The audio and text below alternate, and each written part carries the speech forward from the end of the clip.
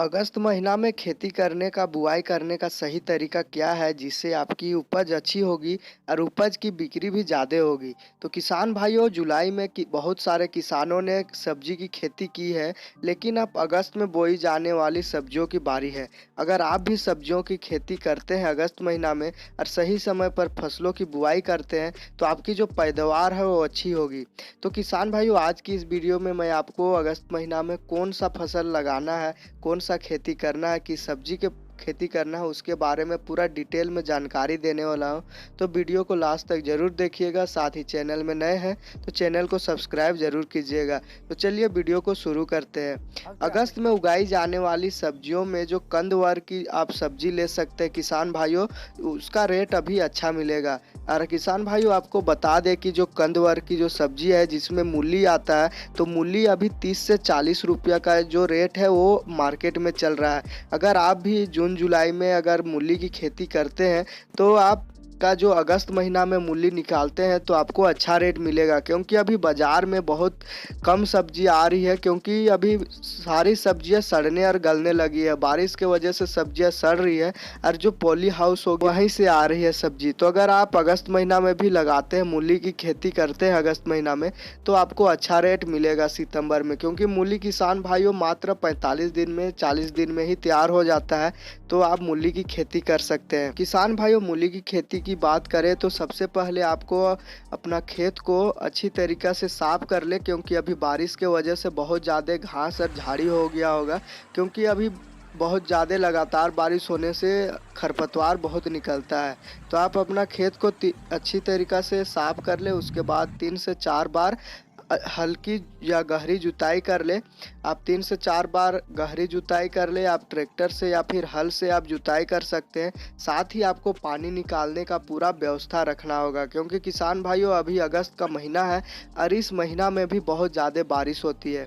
तो अगर आप पानी निकासी का व्यवस्था नहीं रखते हैं तो आपका जो मूली है वो सड़ने लग जाएगा। मूली या फिर आपका कोई भी कंद वर्ग की जो सब्जी है वो सड़ने लग जाएगा। कि मिट्टी की बात करें तो आप कोई भी मिट्टी में ले सकते हैं। अगर हल्की मिट्टी है या फिर दोमट मिट्टी है तो वो अच्छी रहती है। और उन्नत किस्मों की बात करें किसान भाइयों, तो मूली की एक किस्म है जो जापानी मूली के नाम से बहुत ज़्यादा बिकती है मार्केट में, जो लंबा साइज रहता है और मोटा भी रहता है। उसके अलावा वाइट है, फिर हिमानी है, रोशनी है, जैसे बहुत से किस्म हैं किसान भाइयों। आप अपने एरिया या फिर आप अपने जलवायु के हिसाब से आप बीज का चुनाव कर सकते हैं। साथ ही आपको इस बात का ध्यान रखना होगा कि आप जो बीज का चुनाव कर रहे हैं उसमें रोग प्रतिरोधक क्षमता होनी चाहिए, क्योंकि अभी बरसात के वजह से बहुत ज़्यादा कीड़े लग जाते हैं। तो किसान भाइयों, मूली के बाद अगला खेती की बात करें तो यह है गाजर का खेती। गाजर की खेती के लिए भी सेम वही प्रोसेस रहता है जो आप मूली की बीज बुआई करते हैं, वही तरीका से आप गाजर का भी बुआई कर सकते हैं। वैसे ही मिट्टी रहना चाहिए, आपकी भुरभुरी मिट्टी रहना चाहिए। और किसान भाइयों, गाजर की जो उन्नत किस्मों की बात करें तो मेघाली है, केसर है और हिसार है और गेरिक है। तो आप अपने एरिया के हिसाब से या फिर आप अपने क्षेत्र के जो जलवायु है उसके हिसाब से ही आप गाजर का बीज का चुनाव कर सकते हैं। साथ ही किसान भाइयों, जो अगला खेती है वो है सलगम का खेती। अगर आप अगस्त महीना में सलगम का खेती करते हैं तो आपको जो आने वाले टाइम है, जो सितंबर है और अक्टूबर है, उस टाइम में आपको अच्छा रेट मिलेगा। किसान भाइयों, अगस्त महीना में खेती करने से पहले आपको पूरा व्यवस्था बना के रखना होगा, जल निकासी का व्यवस्था बना के रखना होगा। और अगस्त महीना में बहुत ज़्यादा कीड़े लगते हैं खेत में। इसकी जो वैरायटी की बात करें तो इसमें कंचन है, व्हाइट 4 है, रेड 4 है और सलजम L1 है। कंद वर्ग की सब्जी लगाने की बात करें तो मूली, गाजर और सलगम की बुआई सीधे पंक्ति में ही किया जाता है। और जो गाजर को कतार से कतार एवं पौधा से पौधा की बात करें तो 8 से 10 सेंटीमीटर की दूरी में बुआई किया जाता है।